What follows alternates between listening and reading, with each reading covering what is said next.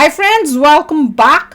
भाई खबर ये है कि 5.5 मिलियन हिंदूज ने वोट करके यूएसए में ट्रंप को जिताया है। समझ गए? कोई डाउट, कोई शक, कोई सवाल?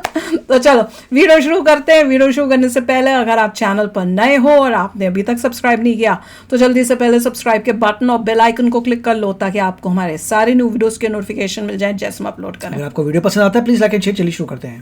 भारत को आज की डेट में अमेरिका इग्नोर नहीं कर सकता।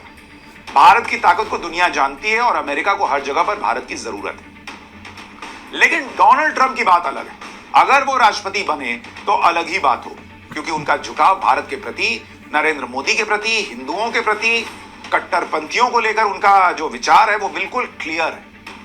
डोनाल्ड ट्रंप वो नेता है जो नरेंद्र मोदी की दोस्ती को उस लेवल तक लेकर गए थे कि उन्होंने नरेंद्र मोदी के स्वागत के लिए अमेरिका में बड़ा कार्यक्रम तक करवाया था। मैंने आज सुबह सुबह जब देखा कि मोदी जी और इलेक्शन कैंपेन कर रहे थे तो उनकी ही तस्वीर में किसी ने डोनाल्ड ट्रंप और एलन मस्क की तस्वीर को एडिट कर दिया था। यही तो हमने लगा देखी थी, बताया था कि ये किसने एडिट किया। एक मोदी जी और एक योगी जी बना दिए। डायस्पोरा भारतीय लॉबी वॉशिंगटन डीसी के अंदर इतनी स्ट्रांग है।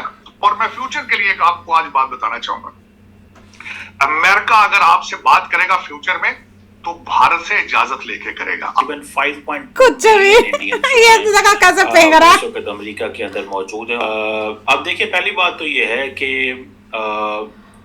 ये 5.2 million Indians second largest immigrant group है अमेरिका के अंदर और एक इम्पोर्टेंट पॉलिटिकल एक्टर के तौर पर हम सेकंड लार्जेस्ट नहीं हो सकते, हम थर्ड हो सकते हैं। एक इम्पोर्टेंट पहले मैक्सिकन्स हैं, ठीक है जी, फिर चाइनीज है, फिर इंडियन होगा। ट्रंप अगर बात कर रहे हैं इस वक्त तो इसका मतलब है कि उनको ये पता है या उनको ये बताया गया है या उनकी ये स्ट्रेटजी है। इसके बाल हमेशा ही चेंज होते हैं, इंडियन स्टाइल भी, लेंथ भी, कलर भी। इंडियन कम्युनिटी इन्फ्लुएंशियल मौजूद है, उसका वोट हासिल करना है और उसका वोट जो है वो हासिल करने के लिए तो बात तो वही है ना, इंडिया की जो प्रेजेंस है वो तो मौजूद है यहाँ पर।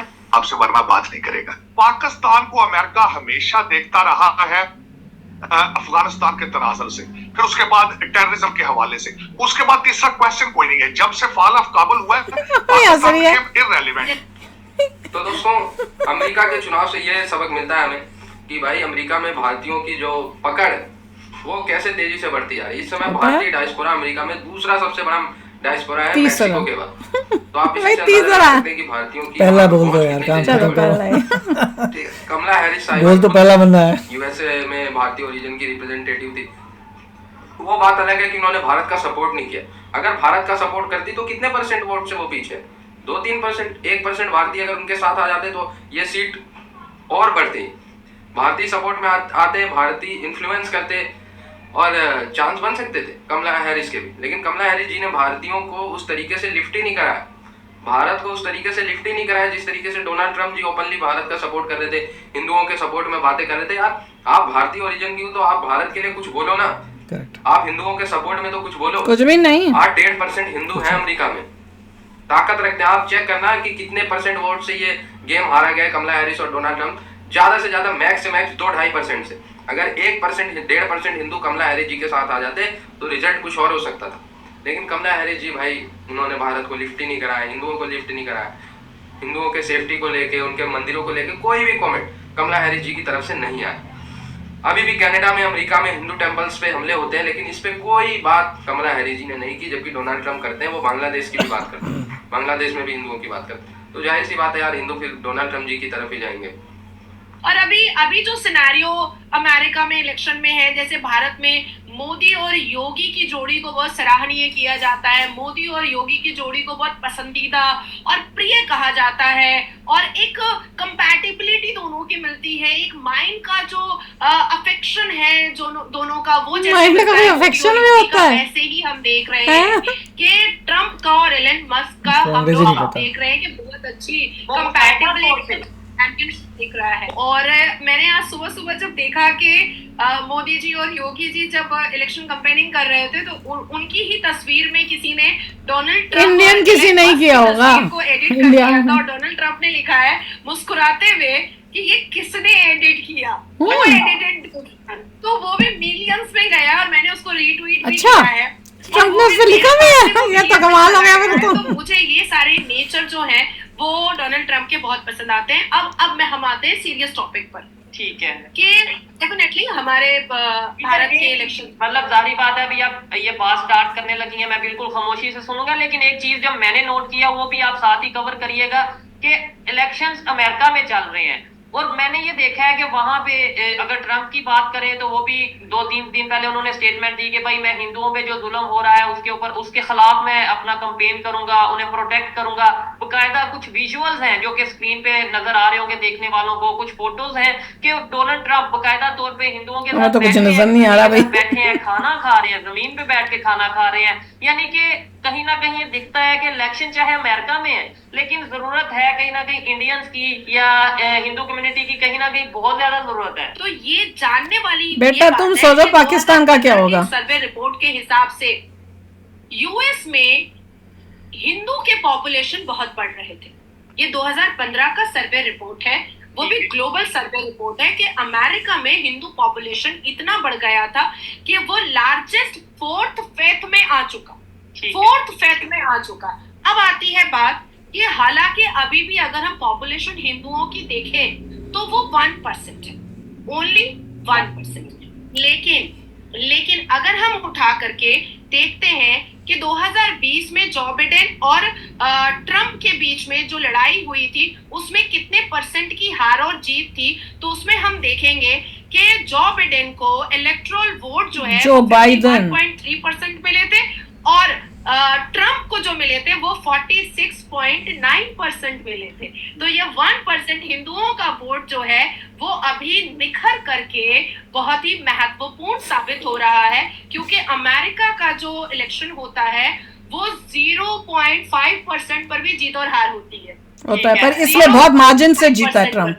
अभी मैं दूसरे सवाल बहुत लोगों ने सपोर्ट किया इस बार में। अब आती है बात कि जो बिडेन ने बिल्कुल तुरुप का इक्का खेला और उन्होंने सोचा कि जो बिडेन पर जितनी भी क्वेश्चनेबल और ऑब्जेक्शनेबल मार्क्स गलत बोल खत्म करने के लिए और हिंदुओं के वोट को अट्रैक्ट करने के लिए उन्होंने कमला हैरिस को खड़ा किया, और कमला हैरिस ने लास्ट 6 मंथ से अपने हिंदू एंसेस्टर्स, अपने हिंदू रिलेटिव्स, अपने हिंदू एक्वेंटेंस का उन्होंने प्रचार करना स्टार्ट कर दिया था, और उन्होंने कहना स्टार्ट कर दिया था कि उनके जो एंसेस्टर्स हैं वो हिंदुओं से मिल रहे थे। लेकिन बात यहाँ पर आती है कि ट्रम्प ने हिंदुओं से मिल रहे थे, मतलब ट्रम्प ने अपने सारे ट्रम्प खेल दिए इस इलेक्शन को जीतने के लिए। हालांकि अगर मैं 2016 का स्टेटमेंट ट्रम्प का उठाऊं तो भी वो हिंदुओं के लिए बहुत ज्यादा उनके अंदर इमोशन पाया गया था। या देखो ट्रम्प ने लास्ट जो ट्वीट किया था उसमें उसने बांग्लादेश में हिंदुओं के सपोर्ट में लिखा था। उसने साथ में ये भी लिखा था कि जो हिंदू अमेरिकन्स हैं उनको भी मैं प्रोटेक्ट करूँगा, और उसने ट्रम्प ने बहुत क्लियरली ये भी बोला था कि मैं कई स्पेसिफिक कंट्री से लोगों को आने से बैन करूँगा। और पिछली बारी भी जब ट्रम्प पावर में था उसने ये काम किए थे, कई कंट्रीज से उसने बैन किया था, और ईरान को वीज़े बैन कर दिए थे, पाकिस्तान के ऊपर उसने एक्शंस लिए गए थे।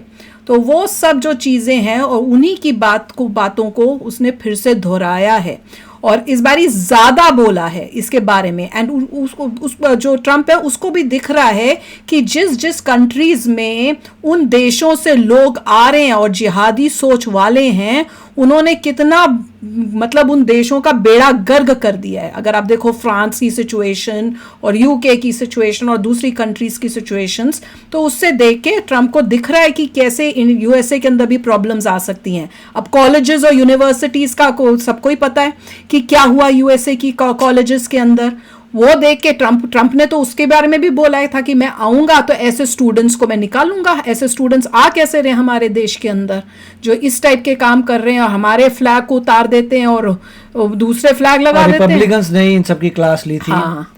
कि तो ये सब कोर्ट में आइए, हियरिंग में आइए, हियरिंग में बताइए आगे चल क्या रहा है। बड़े बड़े प्रेसिडेंट्स ऑफ टॉप कॉलेजेस को बुला के उनको जिस तरह से सीधा किया था वो कमाल था कमेटी में। हाँ, डेमोक्रेट्स तो बल्कि जा के उनको कह रहे हैं कि हम तुम्हारे समतो तुम्हारे वहां से, बल्कि इनका डेमोक्रेट्स का ये था कि तुम वहां से हम लोग असाइलम पे और लोगों को बुला के लाएंगे पैलेस्टीन से या गाजा से फलानी जगहों से हम और ले लेके यूएसए में लेके आएंगे। वो टोटली ऑपोजिट काम करने की बात कर रहे थे।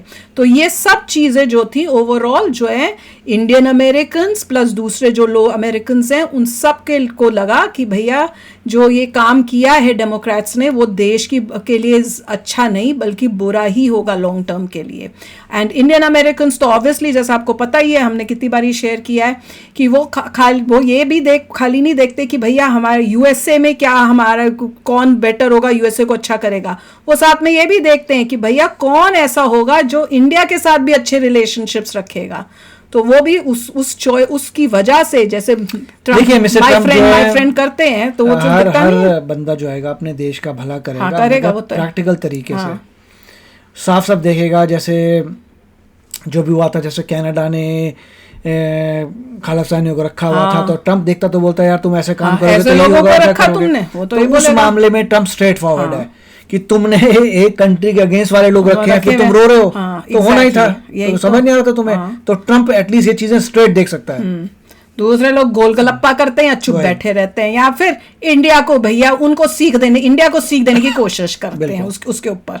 तो चलो आप भी शेयर करना अपने थॉट्स। चलते हैं, मिलेंगे नेक्स्ट वीडियो में बहुत ही जल्द। Till then take care and bye bye. तो अगर आप मेरे इस चैनल पे नए हो तो जल्दी से सब्सक्राइब के बटन को हिट करो और बेल आइकन को क्लिक करो ताकि आपको मेरा जब नया वीडियो मैं लगाऊं आपको उसके बारे में जल्दी से पता चल जाए।